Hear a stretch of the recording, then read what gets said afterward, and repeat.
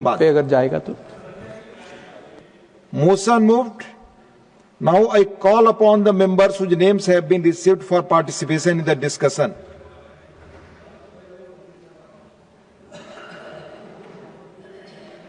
श्रीमान राजीव शुक्ला जी। धन्यवाद उपसभापति जी कि आपने मुझे इस पे बोलने का अवसर दिया। ये बिल जो है insolvency and bankruptcy code amendment bill 2025 जैसा कि सिलेक्ट कमेटी द्वारा रिपोर्ट किया गया है पर चर्चा में भाग लेने के लिए खड़ा हुआ। यह विधेयक नहीं बल्कि देश की वित्तीय व्यवस्था, बैंकिंग प्रणाली, एसएमएसईज और आम करदाता के भविष्य से जुड़ा एक अत्यंत महत्वपूर्ण विषय है। इस बिल को 2016 में बनाया गया तो इसके आर्किटेक्ट थे अरुण जेटली जी। उन्होंने इसलिए बनाया था ताकि यहाँ की जो ऐसी कंपनियां जो एनपीए हो जाती हैं, जो बंद पड़ी थी या सिक यूनिट्स थी, वो कैसे जो है रिवाइव की जा सके और उनसे काम कैसे आगे चल सके और ताकि लोगों को फायदा हो, नौकरियां ना जाए और बढ़े। और शुरुआत में मैं सर कहना चाहूँगा कि इसके परिणाम भी अच्छे रहे। भारत की इंसॉल्वेंसी रेजोल्यूशन के क्षेत्र में वैश्विक रैंकिंग, वर्ल्ड रैंकिंग 136 से बढ़कर 52 तक पहुँच गई, जो इस बात का प्रमाण है कि इस दिशा में उठाया गया कदम सही था और उस व्यवस्था में भी सुधार आया। लेकिन धीरे धीरे इसमें जो है the very framework that was meant to ensure speed, transparency and value maximization is now struggling with delays, inefficiencies and serious concern regarding fairness and accountability. धीरे धीरे सर ये पूरा जो है कानून आज अगर देखा जाए तो 10 साल के बाद पिछले कुछ सालों से धीरे धीरे अपने आप में एक स्कैंडल में तब्दील हो गया, एक घोटाले में तब्दील हो गया है कि मतलब कोई किसी की भी कंपनी हड़प सकता अगर उसकी अच्छी सेटिंग है एनसीएलटी में, उसकी अच्छी सेटिंग अगर कमेटी ऑफ जो है ये क्रेडिटर्स में और लिक्विडेटर के साथ, तो कुछ भी कर सकता है, किसी की भी कंपनी ले सकता है। ये हाल हो गया और रोज कुछ ना कुछ कंपनियां जो है धड़ाधड़ इसी तरह जा रही हैं।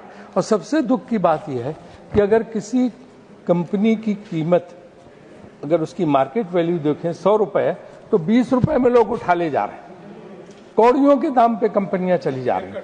और जो है उसकी और इसके बाद हेयर कट भी मिलता कि नई चीज। हमने तो हेयर कट वही सुना था कि जो बाल कटाने के जाए तो हेयर कट है। ये हेयर कट एक ऐसा शब्द आया कि तमाम लोगों के, आम आदमी की समझ में नहीं आता।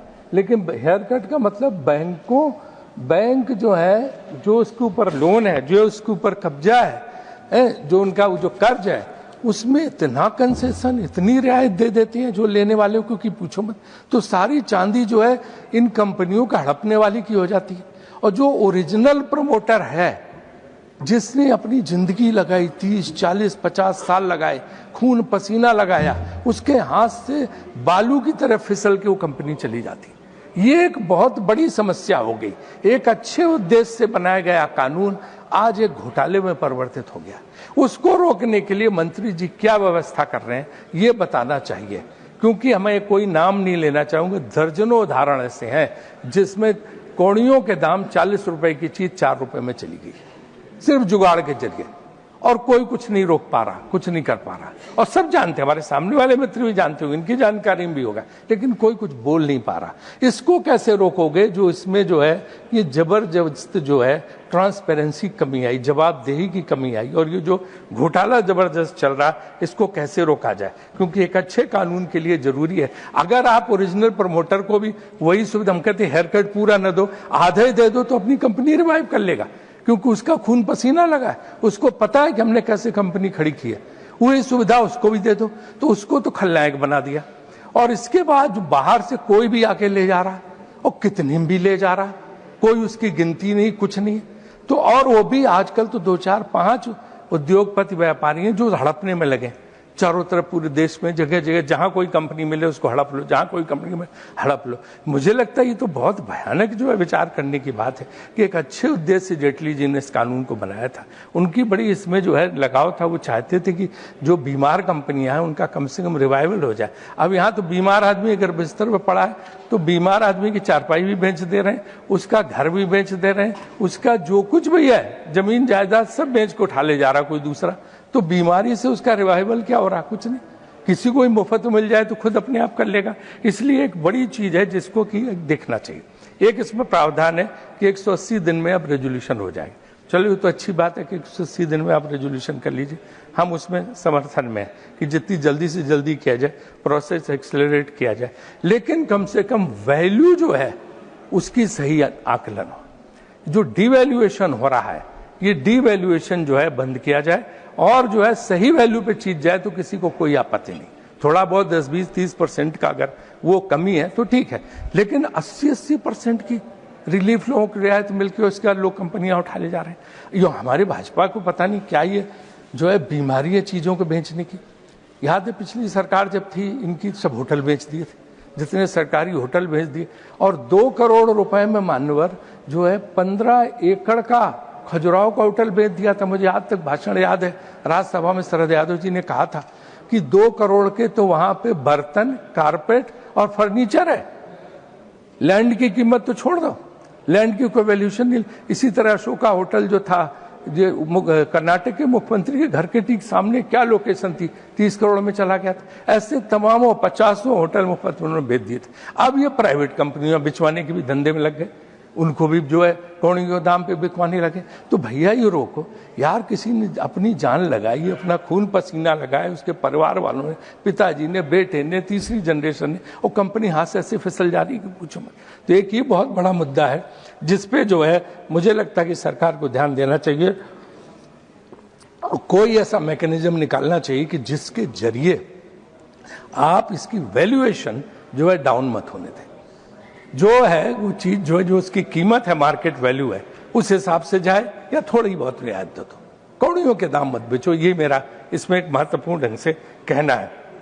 अब ये है सवाल, इसके बाद आता है कि ये हेयर कट का जो जयराम जी ने भी बात उठाई कि इसके लिए बैंकों की राहत के लिए किया गया था कि बैंकों का जो ऋण है वो वसूल हो जाए।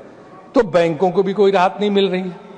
वो क्रेडिटर्स कमेटी वो अपने हिसाब से जो बोला जाता कर देती, लेकिन जब हेयर कट में लंबा दिलाओगे तो बैंकों पे भी बहुत ज्यादा बोझ आ रहा।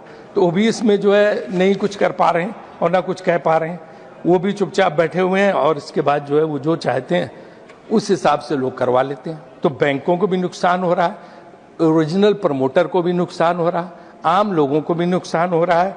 और ये जो एनसीएलटी में जो जजेस लगाए जाए, चाहे आपको सुप्रीम कोर्ट के चीफ जस्टिस से बात करनी पड़े, किसी से, उनकी इंटीग्रिटी पे बहुत ध्यान रखना चाहिए। उसमें ऐसे लोग लगाने चाहिए जिनकी इंटीग्रिटी अच्छी हो। वो रिटायर जज के रूप में एक अपनी उस जगह पे बैठ जाते हैं, और उसके बाद क्या उनकी अकाउंटेबिलिटी है ये कुछ नहीं पता।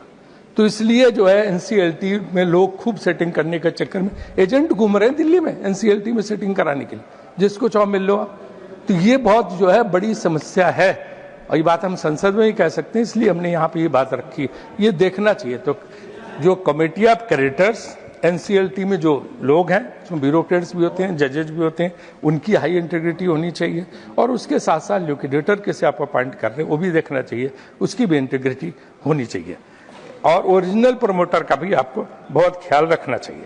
अब एक समस्या इसमें आती है जो कि है कि जो छोटे उद्योग हैं उनको इससे बहुत नुकसान हो रहा है। ये हमारी अर्थव्यवस्था की रीढ़ है, लेकिन उनको और रोजगार सृजन में उनकी बहुत बड़ी भूमिका है।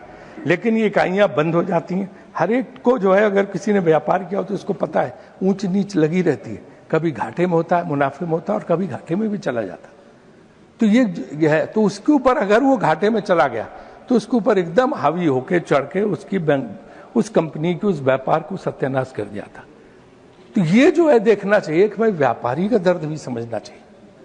छोटे छोटे व्यापारियों, छोटे छोटे उद्योगपतियों का किसी का भी कोई दर्द समझने को तैयार नहीं। बैंक तुरंत टूट पड़ते हैं, सरफेसी डिक्लेयर कर देते हैं उनको, कुछ दिन बाद 3 महीने में एनपीए डिक्लेयर कर देते हैं, और उसके बाद उसको वेबसाइट पे डाल देते हैं। ना उसको कोई नया लोन देता है, ना कोई डिपार्टमेंट उसका मदद करता, सब जगह उसका वो पहुंच जाता है। तो वो तो हताश हो जाता, निरुपाय हो जाता, उसके हाथ में कुछ रहता नहीं। तो ये एक बहुत बड़ी समस्या है। जो बड़े बड़े देनदार हैं, जिनके बड़े बड़े जिन्होंने बैंक से लोन ले रखे, उन पर इतना कुछ हो नहीं रहा। ये सब छोटे वाले जो हैं, छोटे वाले एमएसएमई सेक्टर को बहुत बड़ा नुकसान हो रहा। और उनको जो घाटे में जाते हैं उसकी वजह रहती है जो पेमेंट उनको टाइम पे नहीं मिलता। सरकार का अगर उनको कोई काम किया, कभी टाइम पे पेमेंट नहीं मिलेगा। सरकार की पेमेंट व्यवस्था का भी कानून लाना चाहिए। कितने दिन में गवर्नमेंट की जो देनदारी गवर्नमेंट को उस प्राइवेट कंपनी को देनी ही पड़ेगी। बड़ी बड़ी कंपनियां इसमें डूब गई क्योंकि गवर्नमेंट को जो देना था पैसा गवर्नमेंट से नहीं मिला, फाइलों में चक्कर काट रहे, काम उन्होंने पूरा करके दे दिया।